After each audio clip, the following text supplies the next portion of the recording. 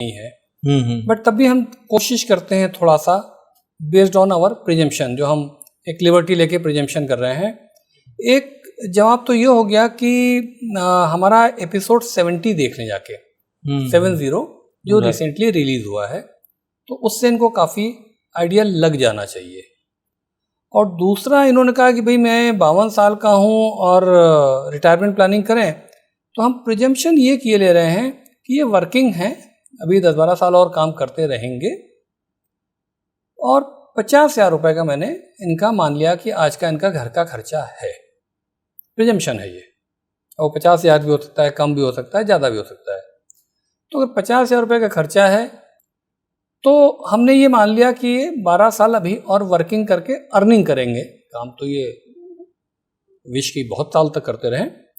तो अगर 12 साल इनके पास और अर्न करने के लिए है और फिर इनकी अर्निंग खत्म हो जाएगी, आज का खर्चा 50,000 रुपये, यानी 12 साल बाद इनको अपनी फैमिली चलाने के लिए 1 लाख रुपए महीने चाहिए होंगे। तो अभी हम सिंपल किए दे रहे हैं कि अगर इनके पास उस वक्त 1 करोड़ रुपए हो जिसपे कि 12% आगे आता जाए, तो 12 लाख आएंगे, यानी महीने के 1 लाख आएंगे। तो हम ये मान के चल रहे हैं कि आपका 50,000 का खर्चा है, आप 12 साल तक और काम करेंगे, 1 करोड़ रुपए एक्युमुलेट करेंगे, और जिससे आपका खर्चा चलता जाएगा। अब ये जो 1 करोड़ रुपए है ये सिप करना पड़ेगा। तो अगर 1 करोड़ रुपए अर्न करना है तो 31,000 रुपये महीने का सिप करेंगे, और उस पर 12% आएगा तो 12 लाख होंगे।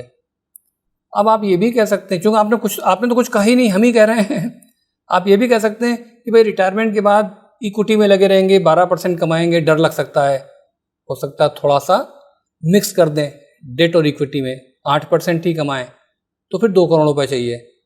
तो अगर 2 करोड़ रुपये चाहिए तो इनको 62,000 रुपीज़ मंथली सिप करनी पड़ेगी। और आप ये भी कह सकते हैं, जो हमारा एपिसोड 70 था उसको रेफर करते हुए, कि भाई जब मैं रिटायर हो जाऊंगा तो मैं प्योर एफडी में डालूंगा जिसमें आई विल गेट ओनली 4%। तो उस केस में आपको 3 करोड़ रुपए चाहिए। तो 3 करोड़ का टारगेट पहुंचने के लिए आपको 93,000 रुपीज़ की सिप करनी पड़ेगी।